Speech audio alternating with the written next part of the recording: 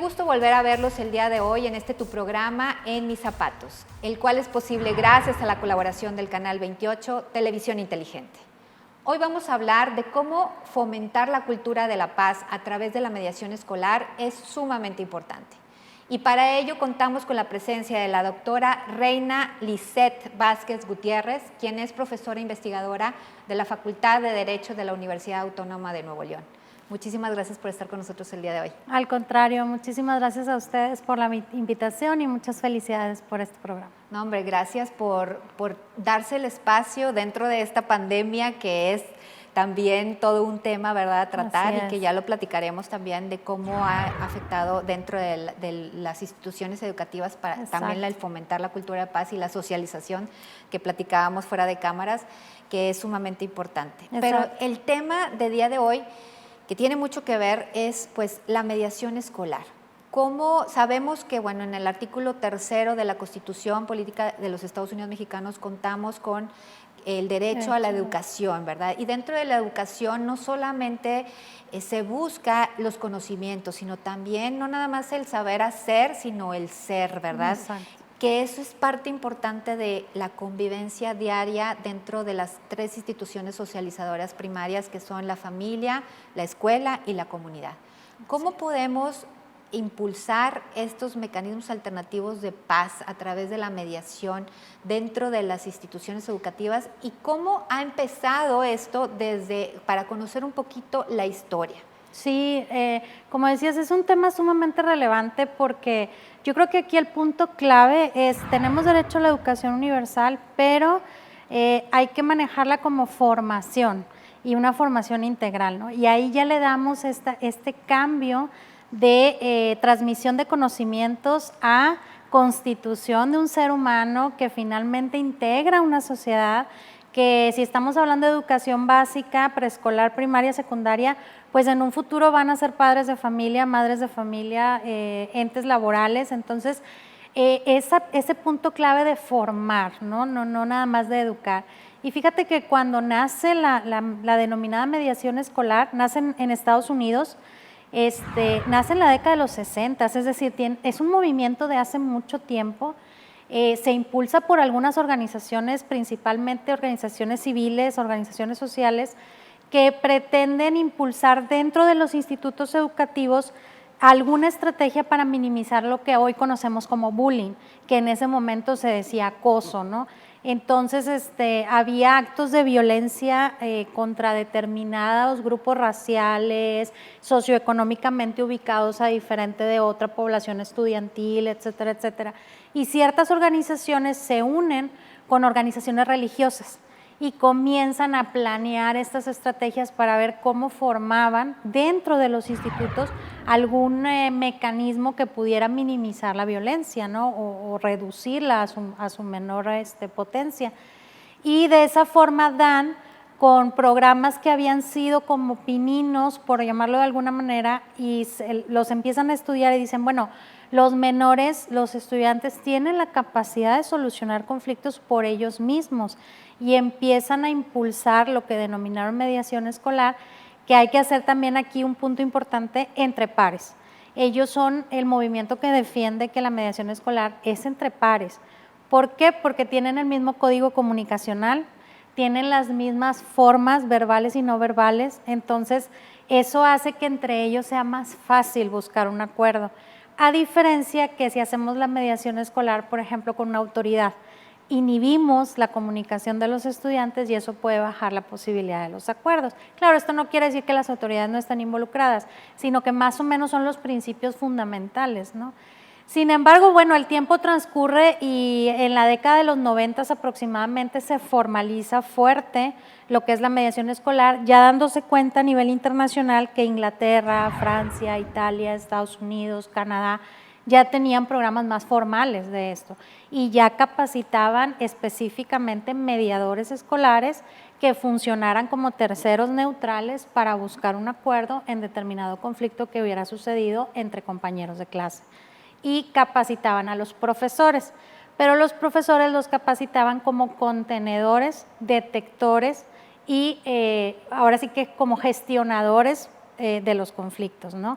Entonces empezó a crecer el movimiento y aproximadamente podríamos ubicar a la década de entre el 2000 y 2010, que se le declaró como Decenio de la Paz por parte de la Organización de las Naciones Unidas, donde la Organización de las Naciones Unidas invita a todos los países miembros a que implementen estrategias eficaces que, ahora sí, como tú decías, que puedan involucrar a escuela, familia y a comunidad para formar en formas pacíficas o gestiones pacíficas de conflictos. Y entonces se retoma todo el movimiento de la mediación escolar, se le da un contexto que lo alberga lo que conocemos como educación para la paz y se convierte como una vía idónea, ¿no? para todo esto, para socializar la paz, por llamarlo de alguna manera. ¿Por qué se considera que la mediación escolar puede ser idónea? Para toda búsqueda de cambio, no hay mejor vía que la escuela. Entonces, fíjate cómo nos intentan hacer llegar en todos los sentidos algún cambio cultural o alguna información o ese tipo de cosas y utilizan a las escuelas. Así es verdaderamente como la sociedad puede ser más permeable y eso lo detecta la UNESCO, que es quien abandera realmente los movimientos de la educación para la paz y es como dice, la mediación escolar termina siendo la vía idónea para la búsqueda y la eficacia de una educación para la paz y con ello, obviamente, perseguir los objetivos de la cultura de paz a nivel social, ¿no? Y bueno, se fueron dando muchas cosas, muchos movimientos, muchas declaraciones, uniones entre países, y a final de cuentas evoluciona tanto que al día de hoy, por ejemplo, es más llamativo ubicarla como una mediación educativa más que una mediación escolar. Y entonces dejan el término de mediación escolar, lo dejan para la mesa del diálogo, tratar de llegar a un acuerdo entre las partes a través de la ayuda de un tercero y la guía de un tercero par. Y la mediación educativa alberga todas las estrategias que pueda hacer un instituto educativo que vayan encaminadas a atender la violencia. Entonces ahí entra todo lo que hagas para bullying, todo lo que hagas para integración familiar, para integración grupal, para todo lo que es aceptación de la diversidad, inclusión para personas con capacidades distintas. Entonces, todo lo que tiene que ver con paz, cooperación, solidaridad, todo ello, engloba la mediación educativa, ¿no? Y entonces es como se empieza como a escalonar el hecho de decir, bueno, todo lo recoge la educación para la paz, el objeto principal es la cultura de paz, socializar una cultura de paz, pero ¿a través de qué? Bueno, a través de la mediación educativa y a través de enseñar mediadores escolares para que gestionen acuerdos. Qué importante es, o sea, lo que acabas de comentar, que a través de la mediación educativa podemos romper paradigmas de cómo resolver los conflictos y que esto tiene que ser pues ahora sí que un trabajo en equipo, no puede ser aislado, ¿verdad? Me quedo con eso, tenemos que regresar a hacer un corte, pero regresamos ahorita en un momento. Por supuesto que sí.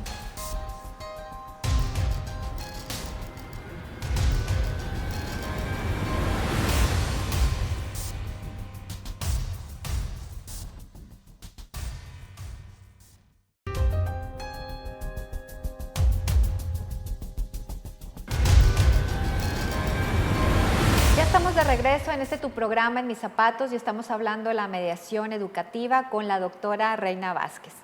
Hablábamos antes del corte de esta importancia de romper paradigmas para resolver conflictos mediante el diálogo y todo esto tiene que ver mucho también en cómo abordar dentro de las instituciones educativas los sentimientos, las emociones, el cómo expresarlas, el aprecio por la diversidad y cómo canalizar todas estas emociones dentro de la institución educativa. ¿Cómo se trabaja esto en las escuelas? Sí, y es bastante interesante porque es más amplio de lo que a veces creemos, ¿no? Y es lógico porque tratamos con seres humanos, formamos humanos, ¿no? Entonces tú decías algo bastante interesante en el bloque anterior, que era el papel de las instituciones socializadoras. Entonces, familia, escuela, comunidad, y a veces las damos como por igual. Y es bastante interesante las teorías del desarrollo humano que te reconocen que a veces una tiene más influencia y a veces la otra, ¿no? Entonces, cuando estás de los 0 a los 5 o 6 años de edad, la familia es indiscutiblemente el eje central del desarrollo de todas las habilidades, todo lo que tenga que ver con la personalidad. Pero luego pasas a los 7 años y desde los 7 años hasta aproximadamente los 14, 15, baja la influencia familiar, el dominio de la influencia familiar y sube la escolar. Y entonces empezamos a terminar de formar esa personalidad más influenciados por la segunda institución que por la primera y la tercera, ¿no? Y luego pasan los 15 años, baja la escuela, baja la familia y sube la comunidad, en este caso la sociedad circundante, ¿no? Y entonces la personalidad sigue como agarrando de aquí, de aquí, de aquí, de aquí. Luego hay un ciclo bastante interesante porque luego pasamos y regresa la familia a ser el primer eje, luego vuelve otra vez el ámbito, ya no es escuela, sino ámbito laboral, y luego otra vez comunidad. Y así vamos, y así a lo largo de la vida son ciclos que se van repitiendo, ¿no? Y en este sentido, cuando las instituciones educativas se interesan por la solución pacífica de conflictos, prácticamente hay como una especie de etapas, ¿no?, que desarrollar. Primero, el compromiso primordial de quienes dirigen la institución educativa. Es decir, muchas de las veces hay iniciativas muy fuertes por parte de propios profesores que han visto la conflictología grave dentro de un salón de clases o del patio de convivencia o demás, pero a veces los mismos dirigentes todavía no reconocen la necesidad de esta estrategia, ¿no? Entonces tenemos que empezar por ahí. Si no empezamos por ese compromiso, no vamos a poder bajar el programa con éxito. Entonces casi siempre lo que hacemos nosotros cuando trabajamos con las instituciones educativas es primero acordar con directivos reuniones, pláticas, charlas, exposición de resultados, posibles estrategias, se realiza un diagnóstico de la conflictología que se vive dentro del instituto, del colegio, de la escuela, y luego ya de ahí se empieza a planear lo que es la implementación, ¿no? Siempre recomendamos que se empiece con profesores, en una especie de programa de sensibilización con los profesores para pasar esta información importante. Y aquí es donde el programa, nosotros le denominamos multidimensiones. Las multidimensiones del programa es la formación del educando o del estudiante, lleva consigo inteligencia emocional, educación en valores, transmisión de conocimiento y la constitución del ser, ¿no?, del ser como persona y el respeto a ese ser como persona. Y la multidimensionalidad de la mediación educativa tiene que abordar todos esos temas. Entonces, por eso primero involucramos a los profesores, porque esa sensibilización de que ellos ya lo visualicen como algo multidimensional nos permite llegar más rápido a los estudiantes. Y luego ya empezamos con los estudiantes. A los estudiantes sí se les da capacitación dependiendo, bueno, aquí hay diferentes formas de hacerlo, ¿no? Nosotros recomendamos que a los estudiantes se les invite voluntariamente a participar, es decir, se sensibiliza sobre el tema de manera general, pero voluntariamente a quién le interesaría ser mediador o mediadora, específicamente para la mesa de mediación. Y respetar esa voluntariedad en una primera etapa. Siempre nos han preguntado los profesores, bueno, ¿y debe haber un perfil del alumno? Era lo que te iba a preguntar. Porque es como la pregunta sí. obligada, ¿no? Realmente no. La experiencia de los diferentes programas que hemos implementado nos han dicho que no. Sí hemos sabido reconocer que en primeras etapas sí, de preferencia que sean alumnos con determinada habilidad social, con una seguridad personal para poder tratar con los demás, con una red de amigos y de amigas y demás que les da esa seguridad, pero no es indispensable. O sea, te van a ayudar a que el programa crezca, pero no es indispensable, porque siempre nos dicen, bueno, y los chicos y las chicas o los pequeños y las pequeñas que están catalogadas como más inquietos, menos obedientes, menos esto, también pueden participar. ¿Por qué? Porque aquí hay algo muy curioso. Una de las premisas de la educación emocional es la responsabilidad. Entonces, al momento que tú le adjudicas a alguien con determinada etiqueta comportamental una responsabilidad distinta, le mueves completamente el panorama de sus emociones. Y eso puede hacer que eso reestructure su estado comportamental. Entonces, es bastante interesante decir, no, es que ellos también pueden participar. Y luego, bueno, ya es una estrategia dentro de cómo se hacen los programas donde vas combinando los equipos. Entonces ya ves quién tiene como mayor perfil nato para ser mediador o mediadora y quién todavía está un poco más inseguro y entonces los juntas y vas contagiando las habilidades, ¿no? O sea, más o menos esas podrían ser las diversas etapas que se llevan a cabo. En un primer momento el programa puede ser lento, se pueden ver resultados de una manera pues tranquila o despacio, mientras la institución educativa genera una cultura de mediación de conflictos. Pero el programa va a caminar poco a poco, poco a poco, poco a poco. Y el contagio de prefiero llegar a un acuerdo que perder un amigo o recibir un castigo, que también es eso lo que ponen en la balanza, pues va haciendo que el programa se vaya haciendo cada vez más común. Y que eso es muy importante, o sea, el tema de que el castigo no sea la primera opción, sino el diálogo y la responsabilizarse de la situación que originó algún malestar o alguna inconformidad o un daño a alguien, que eso es lo que quiero retomar ahorita después del corte. Claro que sí. Okay. Gracias.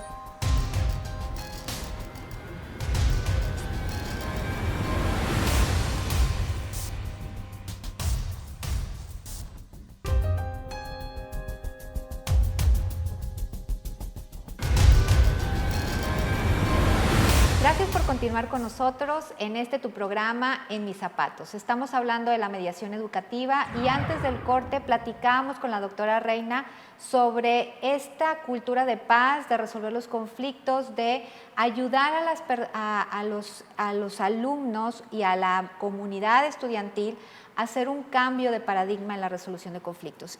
Y veíamos el tema precisamente de, bueno, cuando están los niños trabajando con romper este paradigma de que, bueno, si cometiste alguna situación que afectó a un compañero o a la comunidad, la primera alternativa no sea el castigo, sino el poder expresar las emociones, ver cómo repararlos, y que eso yo creo que es parte fundamental del cambio de cada uno de los niños del día de hoy para que sean adultos diferentes, ¿verdad? Sí, definitivamente. Estamos, como sociedad, estamos ávidos de estrategias que nos permitan quizá añorar un cambio en las formas, ¿no?, de atender los conflictos. ¿Por qué? Porque pues hace más ruido la bomba que los besos y cada vez pues nuestro entorno genera más noticias de violencia. Quizá es triste ver chicos muy jóvenes involucrados en actos de violencia sociales que no deben de suceder, como los derivados de los deportes o de pertenecer a grupos distintos. Entonces, al principio comentábamos, ¿no?, ¿por qué sería una vida idónea esta educación, ¿no? Porque son parte de los contagios. Es decir, si nosotros acostumbramos a nuestra sociedad infantil a que el castigo es el paso número 1, ellos en automático van a educar en el castigo cuando les toque educar en el castigo.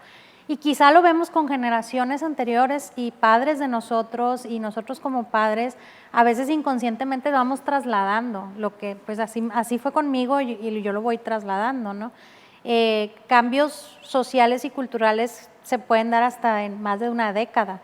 Entonces, por eso es tan esperanzador que ahora en nuestras generaciones de kinder, de preescolar, de primaria, de secundaria, generemos esta especie de inyección de estrategias pacíficas para poder ver si cuando ellos sean los dirigentes de grupos sociales llamados familia, trabajo, instituciones educativas mayores como preparatoria, universidad, en automático contagian esas habilidades de pacificación social, ¿no? Y dejar un poquito de lado la imposición, el castigo, te tienes que alinear hacia esta parte y dar un poco más de apertura a lo que es la educación democrática en el aspecto personal, ¿no? Tu opinión sí vale, sí la puedes expresar, puedes platicarlo, puedes llegar a un acuerdo y con eso tratar de que esto sea un contagio social, ¿no? O esa es la idea de la mediación educativa. Y es que definitivamente tiene que ser un contagio social, porque si dentro de la escuela está muy arraigado el hecho de que va a haber la primera alternativa como opción, el castigo, pues puede inhibir también el hecho de expresar lo que sucedió y cómo te sentiste. Exacto. Pero si enseñas a los alumnos que no es malo tener emociones, que es bueno expresarlas, que aún y cuando haya ocasionado alguna situación, se vale expresar las emociones y el motivo por el que lo hiciste y llevar al restaurar dentro de tu comunidad, porque, ojo, reparar no es lo mismo que restaurar, o sea, va más de lo tangible a lo intangible y muchas veces esos intangibles de los procesos de mediación escolar y en todos los procesos de mediación son sumamente importantes. Lo que yo dañé a mi compañero, la amistad que se rompe dentro de la comunidad estudiantil también, ¿verdad? Entonces, ¿cómo es sumamente importante ese tema que definitivamente desde la dirección de la escuela hasta el último participante dentro de la institución educativa y también los padres de familia tienen que estar en el mismo cambio?